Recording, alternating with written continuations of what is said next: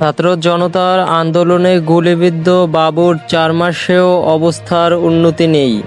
গুলিতে খাদ্যনালী ছিঁড়ে যাওয়া জাকির হোসেন বাবুর অবস্থা ভালো নয়, শরীরে ছড়িয়েছে সংক্রমণ। চিকিৎসকেরা জানান নতুন করে দেখা দিয়েছে মানসিক রোগ, চিনতে পারছেন না বাবা মাকেও।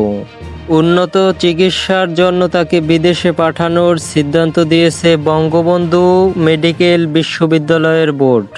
গুলিবিদ্ধ বাবুর মা আসমা আক্তার বলেন, আমার ছেলের পেটে গুলি লাগার কারণে খাদ্যনালী ছিঁড়ে গেছে, পায়েও গুলির কারণে ক্ষতিগ্রস্ত হয়েছে।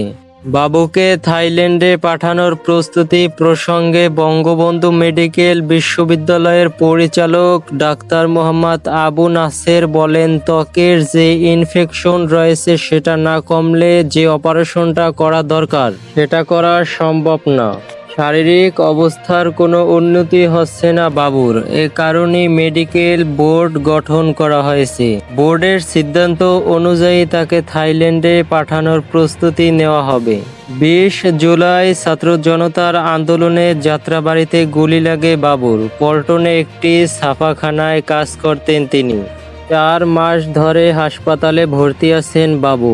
উন্নতি চিকিৎসার জন্য থাইল্যান্ডে পাঠানোর প্রস্তুতি প্রায় শেষ। আপডেট নিউজ 24 প্রতিদিনের ব্রেকিং নিউজ পেতে আমাদের চ্যানেলটি সাবস্ক্রাইব করে আমাদের সাথেই থাকুন।